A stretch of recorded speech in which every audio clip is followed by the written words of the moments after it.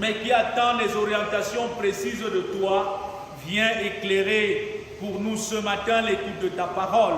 Sois toi-même la braise sur la bouche de ton serviteur, que ta parole relâchée trouve des cœurs et les transforme, les rassure de ta présence et produise du fruit en abondance par Jésus-Christ notre Seigneur. Amen. Évangile de Jésus-Christ selon Matthieu chapitre 10, les versets 26 à 33. Ne les craignez donc point, car il n'y a rien de caché qui ne doive être découvert, ni de secret qui ne doivent être connus. Ce que je vous dis dans les ténèbres, dites-le en plein jour.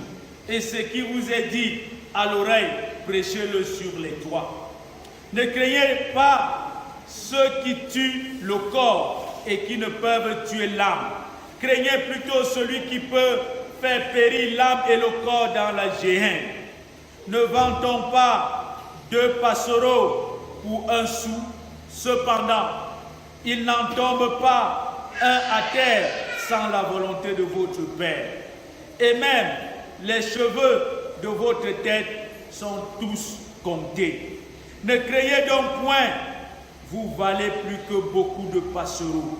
C'est pourquoi quiconque me confessera devant les hommes, je le confesserai aussi devant mon Père qui est dans les cieux.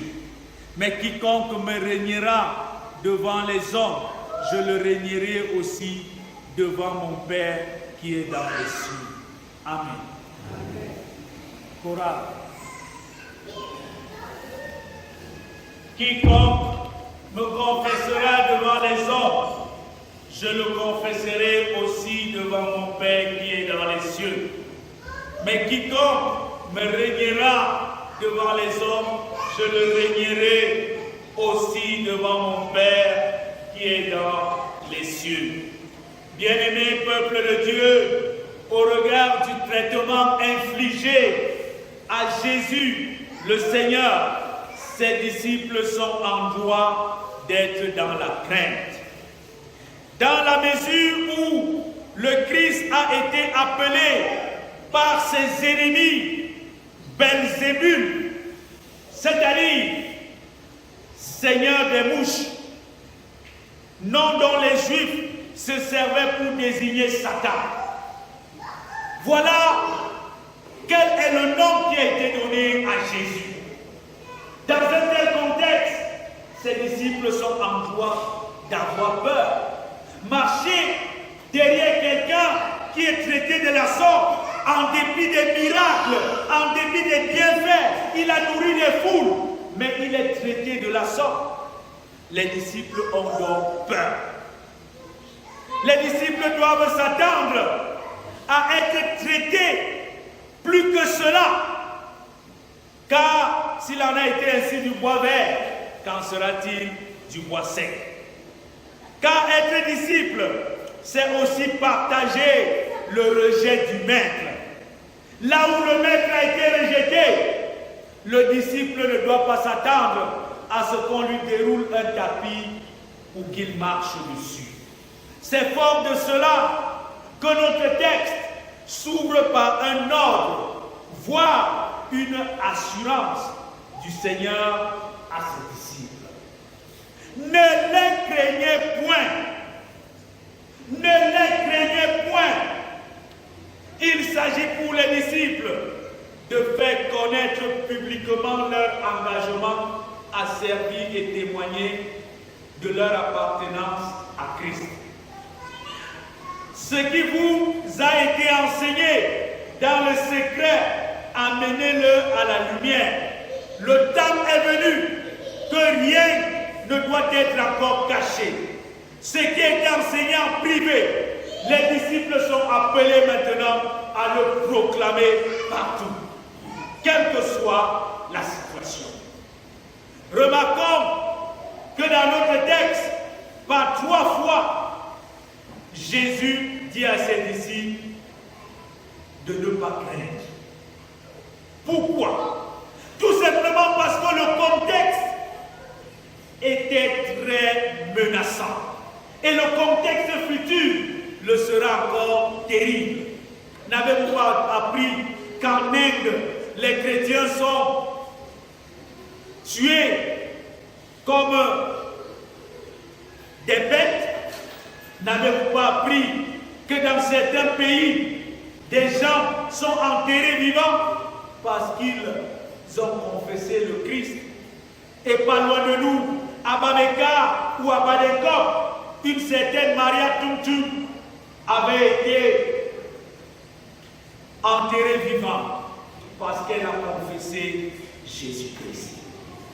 Ne les craignez donc point. Toute personne qui s'oppose à la manifestation de la lumière ou qui viendrait à vous amener à cacher la vérité qui libère de l'esclavage ne doit pas être craint par les disciples. Ne les craignez point. Les personnes qui veulent vous amener à cacher la vérité, ne les craignez point. Les personnes qui vont vous faire du chantage si vous n'acceptez pas ce qu'ils vous proposent d'entrer dans les loges sataniques et que vous pourrez, ne les craignez point. Ne les craignez donc point. Ils vont vous insulter, vous mépriser, vous dénigrer à cause de votre maître. Alors, ne cachez pas la lumière. Proclamez la parole que vous avez entendue de moi. Mes frères et sœurs, le monde utilisera tous les moyens pour vous empêcher de révéler la bonne nouvelle qui affranchit du péché. Au Cameroun, dans les dernières semaines, certains illuminés ont cru venir nous enseigner sur l'homosexualité et croire que nous avons à apprendre d'eux. Si, au temps d'Adam et Ève, les hommes ont marché nus et que les nudistes veulent marcher encore nus dans ce siècle, nous sommes dans l'évolution. La régression est le signe que les hommes ont perdu le sens de la connexion au trône de Dieu.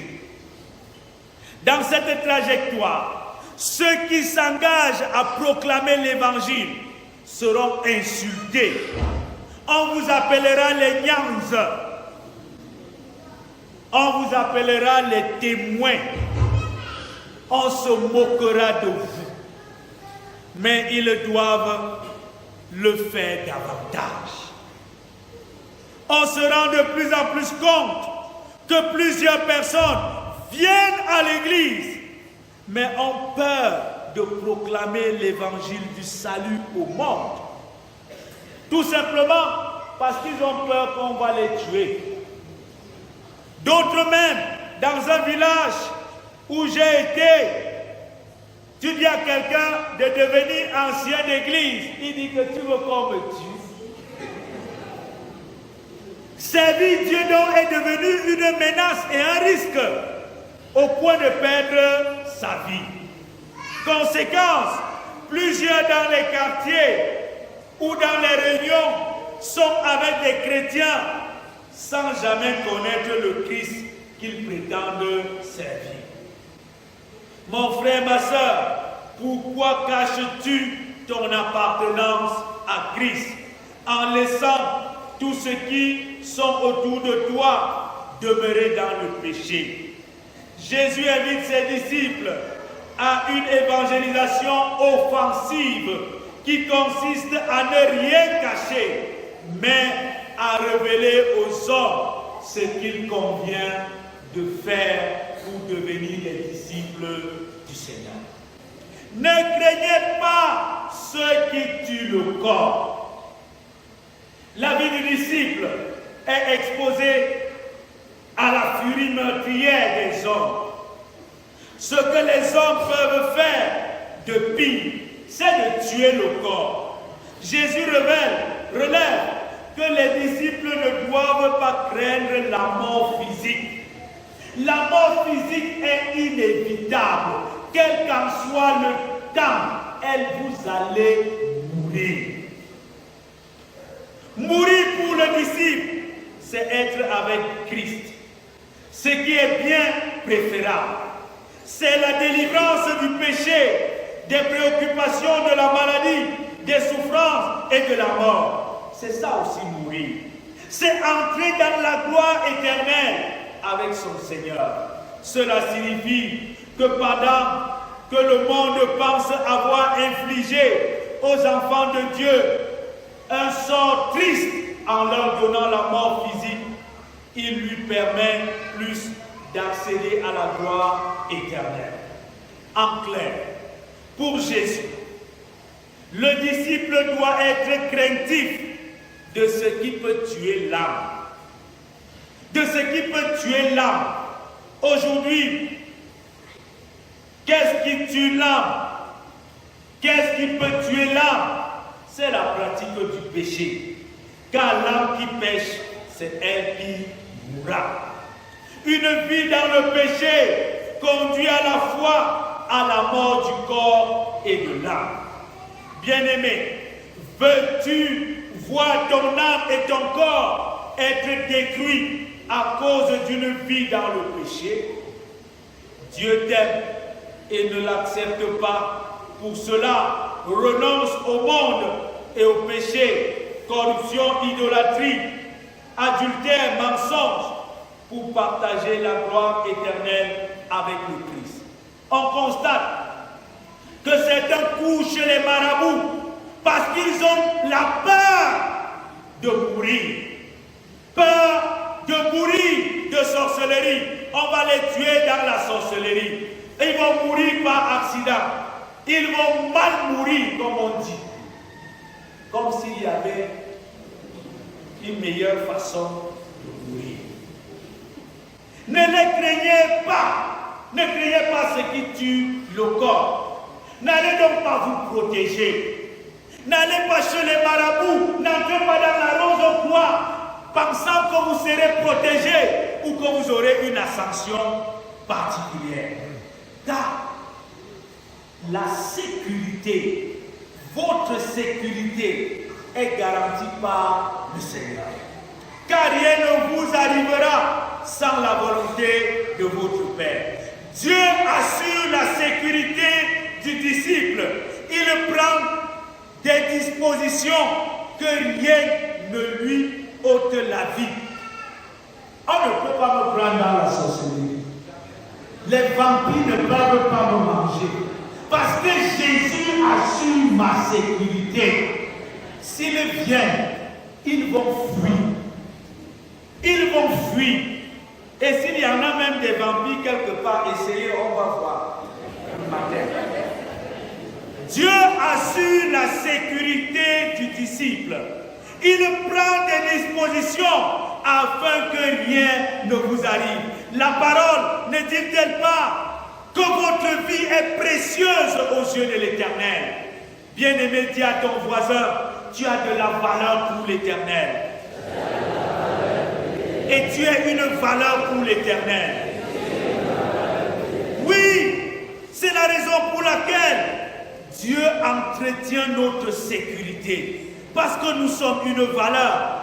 Et il dit dans sa parole, le malheur atteint souvent le juste, mais l'Éternel l'en délivre toujours. Toujours.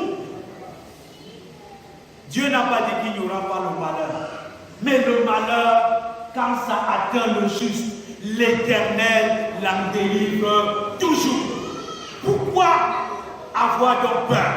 Pourquoi vivre dans la crainte de ceux qui tuent le corps? Mon frère, ne doute pas du Seigneur. Fais-lui confiance. Ne va plus chez les charlatans, espérant protéger ta famille ou tes activités. L'Éternel est notre sécurité. Sécurité de ton mariage. Certains partent chez les charlatans pour protéger leur mariage. Lui-même n'arrive même pas à bien vivre avec ses multiples femmes. Toi, tu vas le voir pour qu'il protège ta femme. Certains vont chercher la sécurité de leur travail, dans leur travail, sécurité de leurs enfants, au pied des arbres dits sacrés. sécurité dans les études, dans leurs affaires, dans leur ministère. Jésus est notre sécurité. Avec l'Éternel, tu es un disciple de valeur et tu as une valeur pour renverser les puissances des ténèbres. Ne sois pas séparé d'avec Dieu, car celui qui voudra sauver sa vie la perdra, mais celui qui la perdra à cause de Christ la sauvera. Cher peuple de Dieu, devant les appétits de ce monde, plusieurs sont prêts à régner le Seigneur. Devant les appétits de ce monde, le pouvoir, l'avoir, les gens sont prêts à régner le Seigneur. Parce qu'on t'a promis de te donner un poste, il faut que tu régnes Jésus.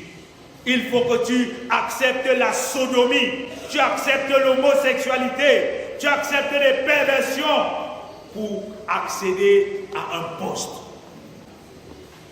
Certains régner le Seigneur tout simplement parce qu'on leur a promis de l'argent et ils livrent leur corps à la prostitution et à l'adultère.